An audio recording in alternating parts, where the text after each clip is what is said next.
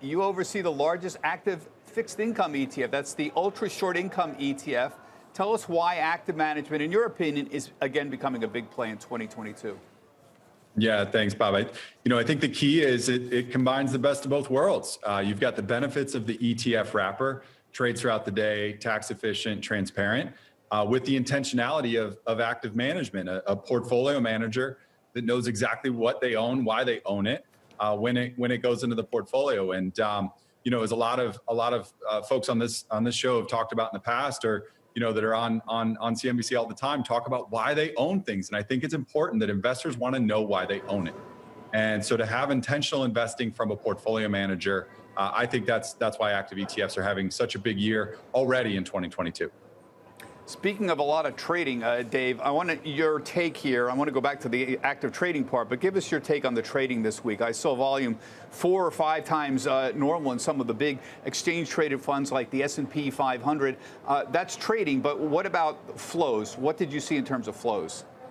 Yeah, well, the last 5 days have been great from an ETF flows perspective. We've had about $14 billion flow into equities. About 2/3 of that has been international. We've seen a lot of folks allocating into domestic emerging, to developed markets internationally. Europe has been getting a bit of a bid, but there's still been $4 or $5 billion in new flows into U.S. equities just in the last 5 trading sessions. So to me, that means that we've really had a raft of advisors and investors who've been looking to buy the dip here. We've seen no evidence that the ETF side of the balance sheet, if you will, is what's panicking and pushing the button to sell. If you look at things like the volume weighted average price, even in something like the Qs, there really hasn't been any volume at the tails. The volume has been very much right in the center of the trading where we'd expect. It hasn't been a lot of folks just using the ETF to whipsaw. It's been folks using the ETF to allocate. And Dave, while we're on the subject, we were just chatting with Bryon about active management. Do you think there is going to be significant upside for active management this year because of the market volatility? We've talked about this so many times, and it always essentially peters out. Indexing still wins out, but is this something different? It is a little bit different. The last 3 or 4 years have been really different with active management coming in a big way. And it hasn't just been sort of short-term fixed income. With all due respect to JPSD, which is a great fund, we've seen active equity show up in a big way. We had about 13% of the flows last year come into active ETF. That was a big uptick from the sort of 11% we were seeing before. A great chart we've seen from FactSet. You guys just put it up there quickly. Those flows into active just continuing to come in year after year, increasing and increasing. I wouldn't be surprised to see a 15% year for active management this year. I think the volatility in the market is good, at least for the story of active management. Whether or not sort of traditional active stock picking equity managers are going to be able to outperform, that I remain skeptical of. But I think there's really a place for active management when folks are looking at the corners of their portfolios. Yeah, I agree. It's good for the story of active management, for sure. Bryon, there's also a lot of interest in products that enable you to stay in the stock market and still have downside protection. Now, you have the JP Morgan Equity Premium Income ETF. The symbol is JEPI. That's the fastest growing active equity ETF. You've got $6 billion in assets under management. What does that own, and how do you get this downside protection that is sort of a side aspect of this?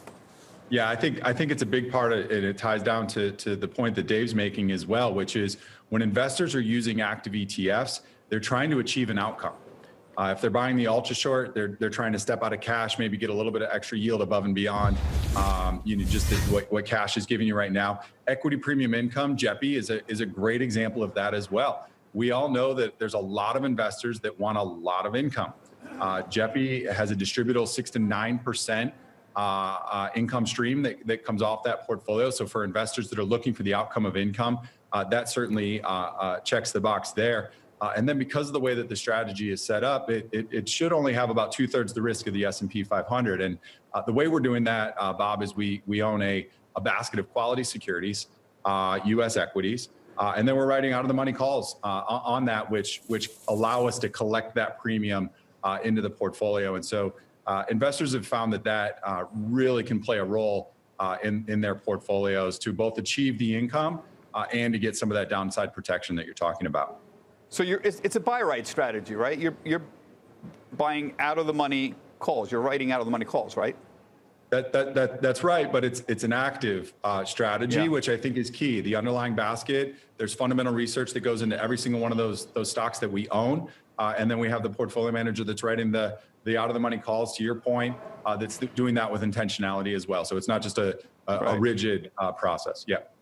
And I'm looking at the top holdings here: DTE Energy, Microsoft, AbbVie, Progressive, Alphabet. This is quite a group here. Is there any rhyme or reason to the methodology for picking what's in this? Yeah, well, I mean, we're doing bottoms up research there. So there's a fundamental analysis to that. We've got one of the best equity franchises on the street. And so we're doing the research on those individual names. We're looking to buy good quality names that can be a core of a portfolio.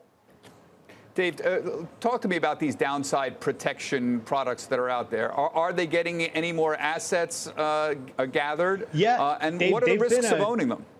They've been actually one of the big stories for the last 2 years. Last year, it was about 8-10% of the flows went into products with some sort of downside protection claim, at least. Whether they've been things like the covered call writing strategy on the income equities like JEPI, whether they've been other funds that are doing more collared strategies where they're actually buying puts off the bottom, creating so-called defined outcome tranches that you can expect your returns to be in.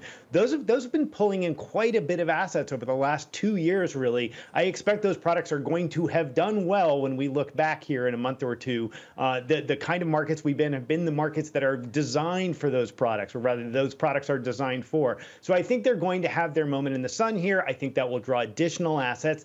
And frankly, you mentioned this is a way for people to stay invested.